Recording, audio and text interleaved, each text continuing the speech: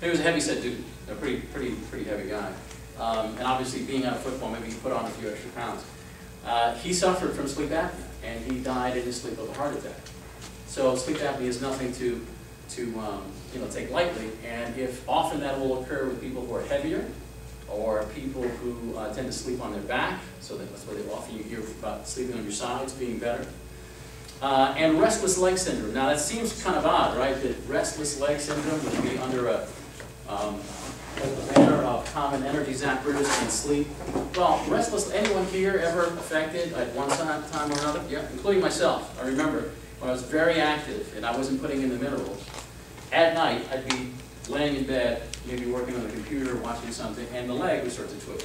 I'm going, that's not normal. That's not me. I'm pretty healthy. That doesn't, but it can happen to anyone. And if it's a chronic thing, where you're having chronic deficiencies of certain minerals, calcium and magnesium particularly, even potassium, that can happen.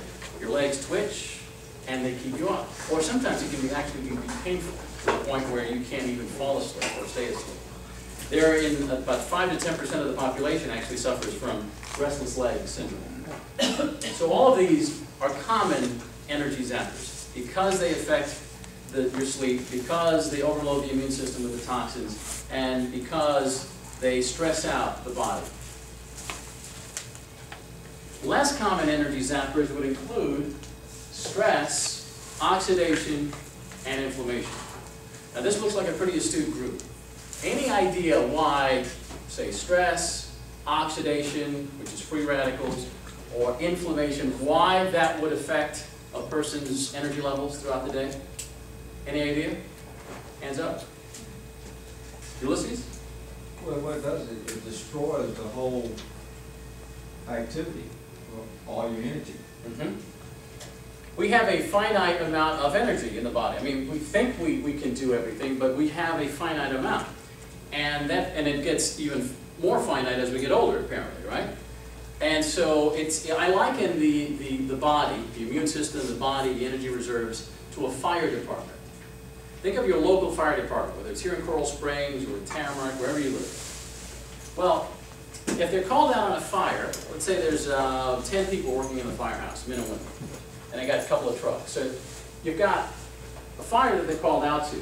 And so they go, they address the issue, they hose it down, they come back a couple hours later, no problem. Then maybe 2 hours after they return, they're called back out again. Okay, they go out, they put the fire, no problem. Maybe 2 or 3 hours after they come back, they're called out again. Well, throughout the day, maybe it's 3 or 4 fires they're putting out. But they're getting breaks in between, they're able to come back and eat, and rest up. But imagine them being called out every 10 minutes. They're called out at, say, 7 o'clock in the morning here, then at 7:15 they're called out over there, then at 7:30 they're called out over here. Now you've got a deficiency of resources. You don't have enough manpower and woman power to address these issues. Same thing with the body. When you have stress, and this can be environmental, mental, physical, emotional stress, oxidation, which is it's just a fancy word for saying free radical damage, lots of free radicals being produced in the body not being able to keep up with that, and inflammation, which is often associated with oxidation. When you have all these fires taking place, your body is always attempting to try and address them.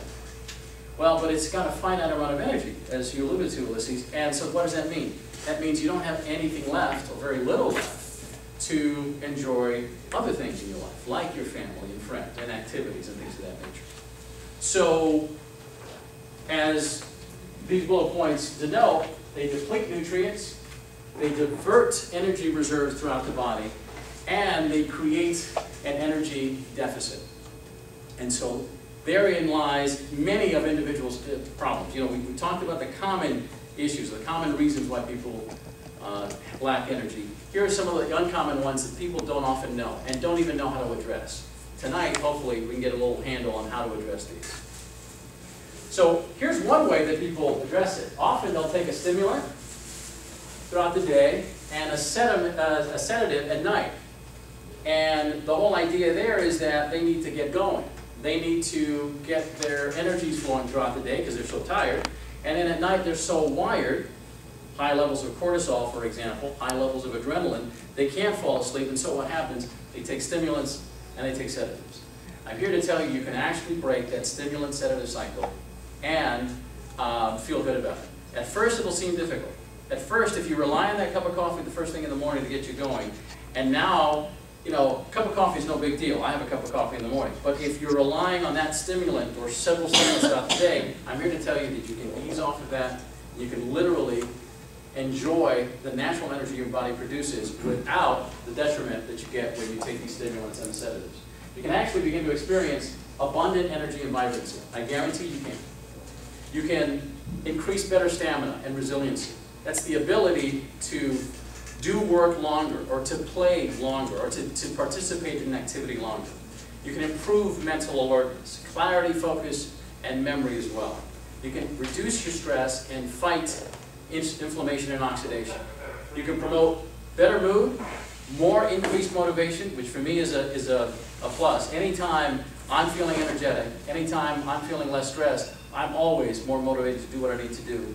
You can strengthen the body and calm the mind without any stimulants, and I should put up there without any sedatives. Now the sedative talk, as I mentioned to you before, will be on Saturday at 2 o'clock, when we'll talk about rest and relaxation and how to fall asleep easily without sedating you. But daytime restore is the formula we're going to talk about here, and that we're going to give away here at the end. So daytime restore, what's so magical about this formula from this company called Chee-go? By the way, this is, I know it sounds odd, but XI in Chinese medicine often denotes Qi. It's also written as QI. So if you ever read any Chinese herbal book, you'll see Qi, the life force, the energy that's in all living things, spelled out as QI or XI. So that's where we get the Qi pronunciation. And then go, of course, Go in English is to move forward. So it's all about the life force that keeps you going, moving forward. So this company called Xigo does this formula called Daytime Restore. And it has 5 ingredients. The first is vitamin D3. Who here takes vitamin D3 currently? I would suspect everybody. Yeah, it's been getting a lot of popular praise lately in the last few years. And it is amazing because I used to work at another health food store years ago when I lived in Broward County. I used to work at the Whole Foods, where I know these lovely folks from, at the Whole Foods down in Plantation. And I remember then what we used to recommend on the floor, if people came in and said, I want some vitamin D with calcium. We'd say, okay, here's your calcium. I think we would probably recommend 1,000 milligrams a day at the time. But no more than 400 IUs of vitamin D. You know, because it's a fat-soluble vitamin. We don't want to go too much, right? And so now, of course, we have found out since like 2002, 2003, and certainly by 2004, that what was recommended before, the 400 IUs, the 800 IUs, even the 1,000 IUs, rather low for most of us. Very low. Now, yeah, and we're lucky because we're in Florida, which means we get some sun. But imagine folks north of the, in fact, they have this imaginary line that they draw from beginning in Atlanta. I think it goes through Denver, through Sacramento, across the United States, above latitude 40 degrees north latitude. Anything above that during the winter months, very little direct sunlight. And it's the reason why many individuals in northern states, New York, Connecticut, Minnesota, Wisconsin, Seattle, all of these, often there are more rates of depression, higher rates of depression during the winter months, in part, not solely, but in part because of their inability to be exposed to the sun, because it's cold, right? They can't be out in the sun. They're all bundled up. They're indoors to begin with. And so the vitamin D3 isn't being made. And if they're not getting it from food sources, and unfortunately vitamin D3 is one of those nutrients that you don't get a lot in a lot of food sources. Meaning you can get a little bit in fortified milk, but it's often synthetic vitamin D. And if you eat codfish or cod liver oil, you get some, but certainly not as much as you would if you were out in the sun. But vitamin D3 is in this formula for a couple of reasons. The first is because of its ability to support proper mood or positive mood. We know of its ability to help with immune support, right? We know its ability to help with bone support. That's why you see it in a lot of bone formulas. But vitamin D3 also helps with a positive mood, with depression. Many people who are depressed, in addition to things like essential fatty acids and other nutrients, often are deficient in vitamin D3. What should you take vitamin D3? It depends. The doctor will say it's around 30 nanomoles per deciliter. I forget what it is, but it's 30 and above. More research is saying 60 and above would be better. And even if you get to around 80 to 90 would be the best.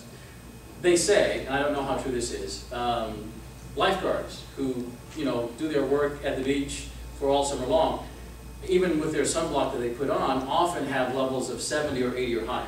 So getting a little bit more is actually better than getting a little bit less. So it depends on what your levels are. But vitamin D3 is put in here for the specific reason of promoting positive mood. It's also a great stress buster. It also helps to normalize the blood pressure in the body. Many individuals who are taking mineral supplement for blood pressure forget to take their vitamin D and wonder why they get a little bit of help with the blood pressure, but not enough. So take your calcium, take your potassium, take your magnesium for blood pressure. Don't forget vitamin D3. Also supports, it has a hypotensive property, which means it lowers blood pressure naturally. It also supports the normal inflammatory response in the body, which just simply means when you're supposed to be inflamed, because you hit your foot up against something, then you should be inflamed.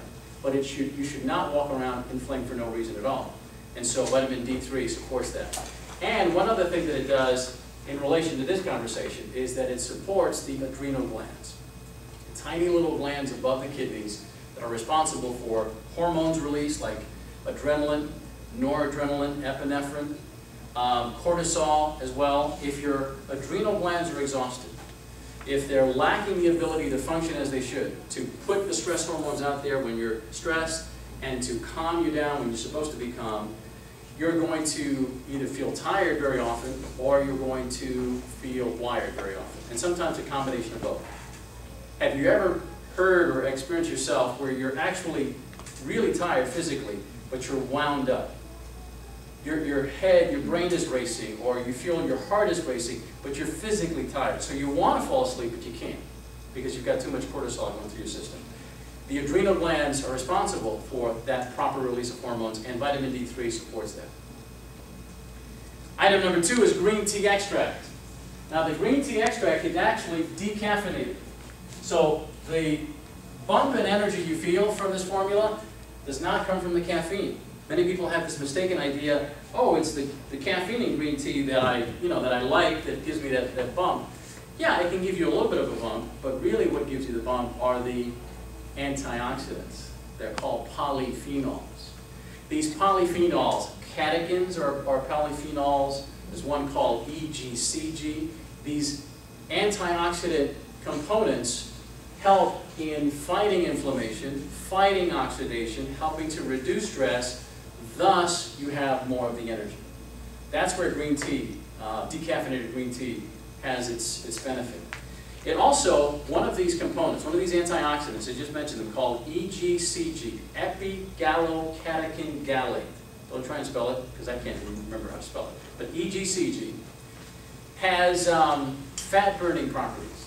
It essentially stokes the furnace in your body, raises body temperature so you burn more calories. It's in a lot of the weight loss formulas that are more natural in nature. You know, you used to have formulas with ephedra in it that would wire people out. They got smart. They realized, okay, let me put something more natural. Well, this EGCG is a very natural component found in green tea, burns fat.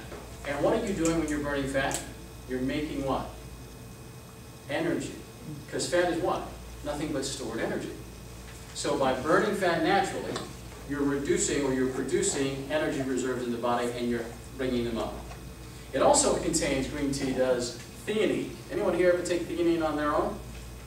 Wonderful, isn't it? Mm-hmm. Theanine is one of these wonderful nutrients because of its ability to calm the mind but not sedate you.